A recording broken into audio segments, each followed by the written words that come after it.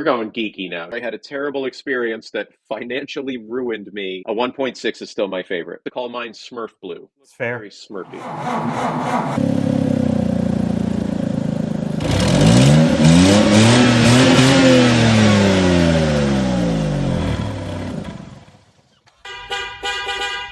Welcome to Bid Left Nut. This is the show where we talk about auction prices and cars in general. If you're new here, I'm Stace Ghost, and this is Johnny Miata. And this is a special episode for him because this episode is all Miata. Johnny, how are you today? I'm doing great. So we are doing 3 episodes on the Miata. And in each episode, we're going to play a game testing John's skill about the Miata, give you some of the history, some of the lore, that's Lore, about the Miata. If you like this one, watch the next one, watch the other one. And if you don't like this one, the other ones are way better. They're such great cars that we're going to break this up into 3 parts. We're going to be talking all day about Miatas, focusing our conversation mostly on NA. We might throw in a spicy meatball or two. We're going to play a little game right now called Hammer Time, where John's going to guess the price of a recently closed auction. Okay. All right, John, it's Hammer Time. Hammer time. 9,000 mile, 1992 Miata. You got me so far. 4-speed auto. 9,009. Okay. Oh, it's so clean and it's so nice. And it's a later 1990. I can tell. I'll tell you why later. What do we think this sold for? God, the automatic kills it. It kills me. So low mileage, but it's an automatic. Come on. It's not life or death, man. It's just a show. $12,000. It sold for 11.6. You were so close.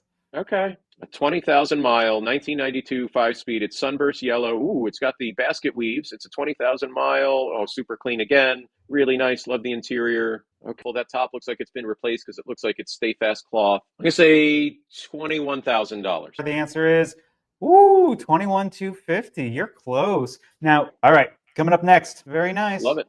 All right. So now we got a 1997 M edition. Love this car. 50,000 miles, a little higher miles. 5-speed manual.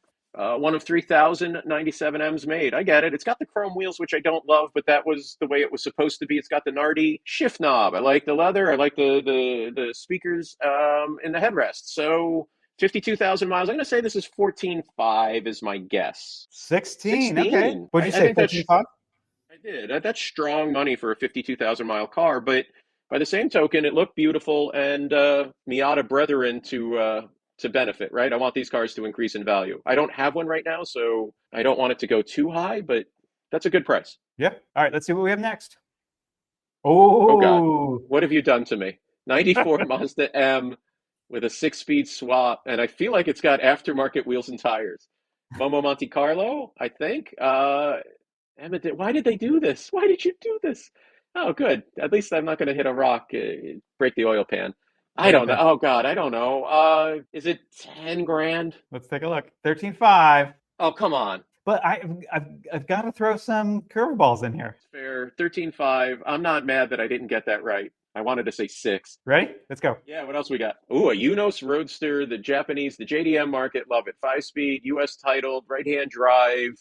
Right-hand drives. Oh, wow. I love the low back buckets, although my neck wouldn't with the wheels. Okay, so give me a second here. 93 Unos. It's hard with the JDM cars to assess a value, so I'm going to go 10 grand again. All right, let's see what you guessed. $7,500. That makes a lot of sense. We don't know how many miles, and JDM is really hard to put a value on. So $7,500. I think it's bought right. I would pay that for that car. Would you? Yeah, I've always wanted a right-hand drive car. I've never had one. Let me introduce you to a friend of mine who has had a right-hand drive Defender, and he'll tell you how much fun it is living in Boston with a right-hand drive car. Oof, yeah, I can't even imagine. It's hard Parking to garages drive. are very difficult. It's LS1 powered. You're killing me, Smalls. Oh, yeah, I have to stop LS1. here. I made this the kickoff photo. Did you see the panel gap? I got to tell you, having had a bunch of Miatas, the thing that I would always do is pop the hood. I wouldn't check the oil because I knew that was fine, but I would have to lift up on the headlights to make them flush with the hood. Like always. Somebody must have been pushing them down because it knew it bothered me. This is a terrible car. LS1 powered 92 Miata, 6-speed. Oh, America, baby. Oh, God. This hurts my soul. It's got to be a ton of fun, though. Don't get me wrong. I know it's a lot of fun. Oh, boy. Look at those gauges. $1, Bob. 350 wheel horsepower. Oh, yeah. 12 grand. I don't know. So hard. 12 grand. Come on. I'm out. Yeah. $42,000.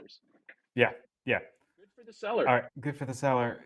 But yeah, that's crazy, right? That's a lot of, what else can you buy for So $42,000? A many things. lot of things. So many things.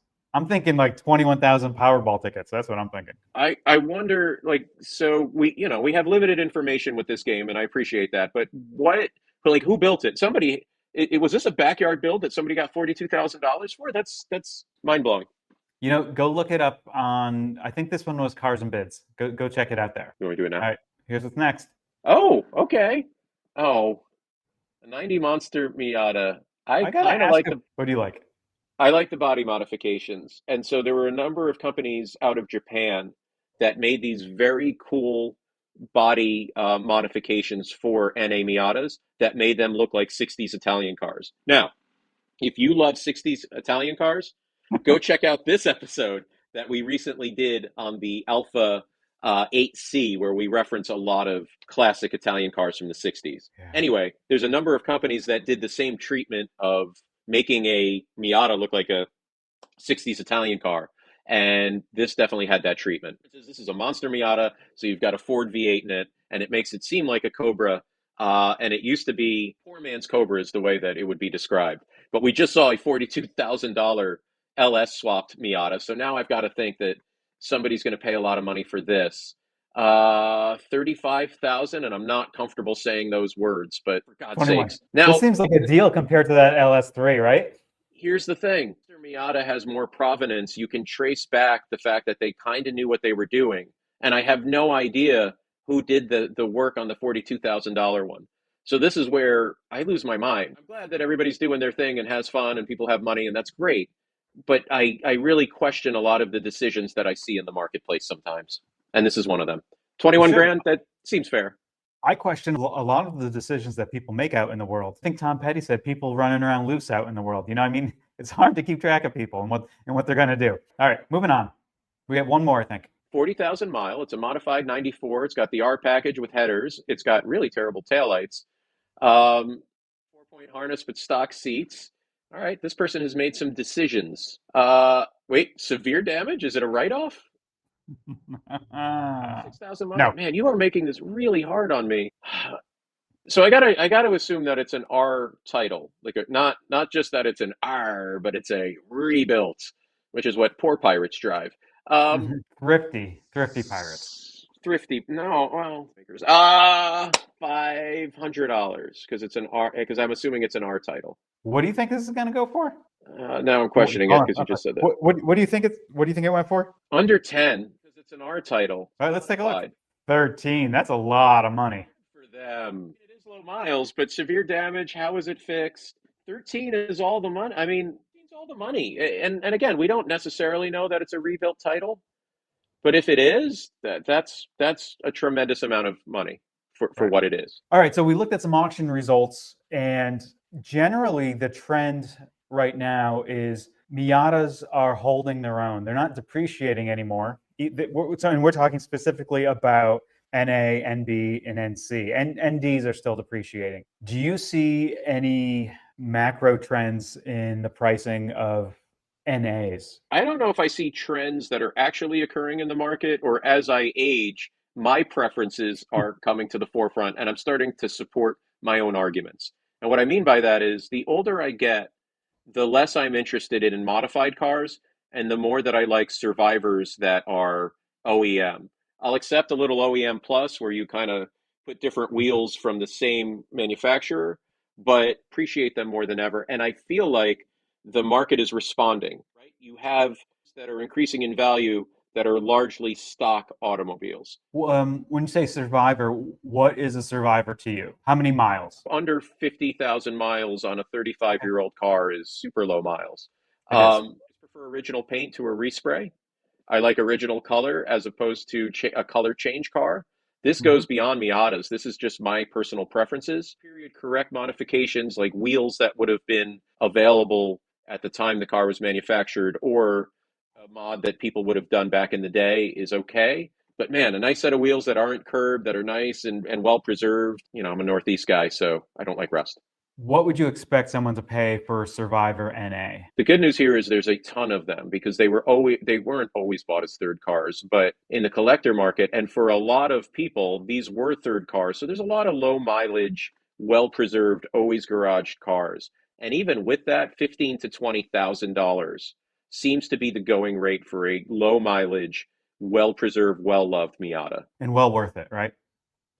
Yeah, because you can't take a shitty NA, you pay 5 grand for it, and you sink 10 grand into it, you're not going to be up to the level of a 35,000 mile car that was cherished. Buy the nicest car you can find, whether it's a 4Runner Miata, doesn't really matter what it is. It's painful to me because I'm the cheap guy. Like, I like to find cars that are projects that I can do little things to and make them better, and you're always going to be ahead of the game. The whole idea of let's do a Miata episode really comes from Tom Matano, who recently passed away. He's largely known as the father of the Miata.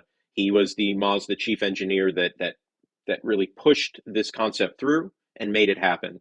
So rest in peace to that guy, because not only was he a brilliant engineer, he was a really nice guy. If we rewind before the Miata made it to the scene, what do you think Mazda was trying to solve with the Miata? It really goes back to the early 80s. It went that far back? Wow.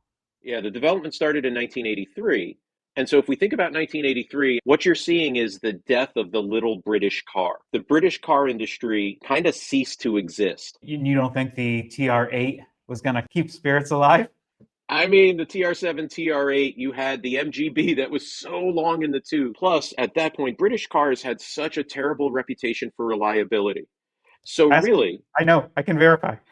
we both had British cars. We know what they were like. They were bad. Even when they were new, Mazda wanted to bring back the joy, the enjoyment of a little sports car. Mazda thought they could make it better, and they did. Tom Matano is considered the father of the Miata. Other people that are instrumental in bringing the Miata to market is Bob Hall. Bob Hall was a journalist who also lamented the loss of sports cars. And if you're curious about what a sports car is and what a sports car isn't, we did an episode that defines what we believe a sports car is and what it isn't. Bob Hall, so did he work with Mazda? Was he a rogue player? Where does Bob Hall come in? He became part of the development team. There's another guy, Yamamoto Kenichi, I believe is his first name. They were the team that brought the Miata to market. It was an uphill battle because at the time, people were thinking, this is a bygone era. We don't need little convertibles anymore. These three guys, they knew driving enjoyment doesn't go out of style. Did Mazda have anything in their catalog that sort of approximated this, or was this new from the get-go? Mazda was the right company to bring the Miata to market because they did have a sporting pedigree. Mazda had the RX-7. I mean, it was still front engine, rear drive, lightweight, but it used the Wankel rotary. So it was kind of a oddball, super high revving. What the Miata was a basic sports car with a proven drivetrain. It used a 1.6 liter 4-cylinder engine, dual overhead cam. Spent a lot of time trying to dial it in to get the right noise, the right look. They wanted to approximate the best of the British sports cars. Was there one car that they used as a target? They did. It was the Lotus Elan. Look at a Lotus Elan, you will definitely see influence, let's call it, but definitely the Lotus Elan was one of the most attractive British sports cars.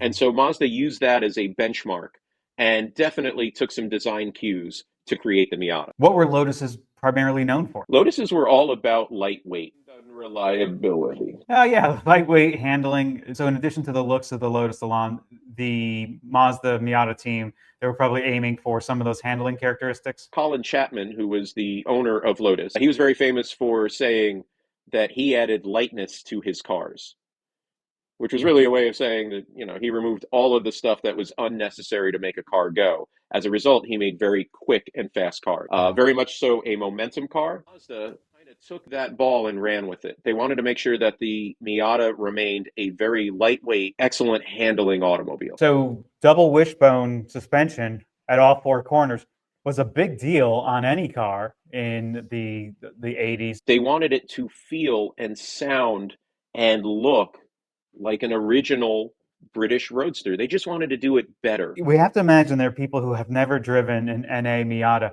Can you just describe what it is to drive an NA Miata with the clutch, the shifter, Like the weight of the steering. I'm happy to do so. You and I both drove British cars extensively, largely because of our age. There were a lot more British cars around 20, 30 years ago, but I've driven a lot of different sports cars. Here's a little story, okay? It's story time. You ready for story time? Let's All go. right. So here's the deal. 1989, we had all the car magazines, Road and Track, as well as Car and Driver. And on the cover of both of those magazines is the Mazda Miata. And people are losing their minds. It's going on sale this summer. And I'm a 15-year-old and I'm a complete idiot. It's a lot like today. 15 years old, my dad looks at the magazine and he goes, yeah, let's go down to the dealer. And I'm blown away because that's not really. So we run down to the Mazda dealer with the magazine in hand. Nobody knew anything about it. The sales manager. And so we walk in and I'm like, look at what you guys are showing up with.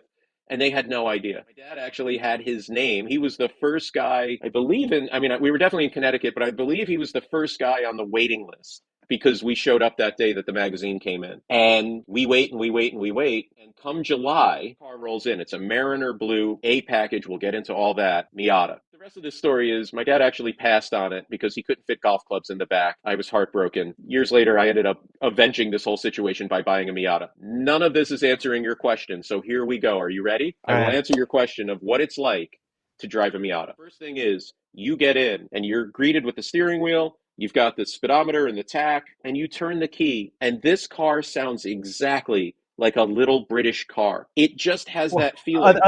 it actually starts though. And it starts every time, and it shuts off every time. It's amazing how reliable it is. But when you turn the key, there's a little bit of a vibration. And here's where Mazda was genius in the way they designed it. Even in 1989, 1990, cars were advanced enough where you could dial all of that out and you could have the smoothest, easiest running vehicle. But Mazda was smart enough to dial in a little bit of that coarseness so that you would feel it. And we're only going to talk about manual cars today because they did come in automatic, but we're not talking about them. So you got this manual transmission. And what was amazing about it, and still is as it falls to hand, you realize how tiny it is.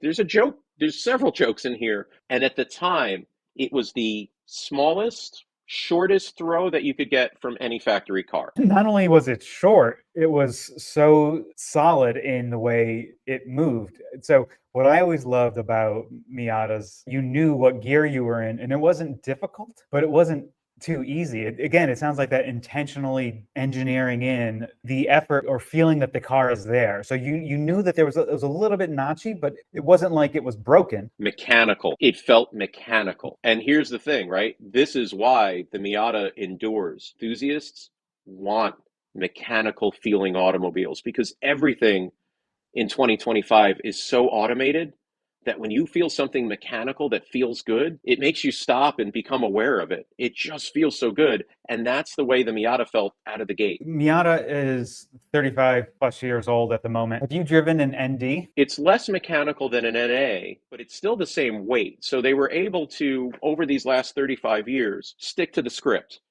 And the script is let's make a lightweight sports car that is connected to the road and makes the driver and the car feel like one. You mentioned that you owned a number of NAs. The car was as close to perfection as it could be coming from the factory, but nothing's ever perfect. What would you have changed to improve the car?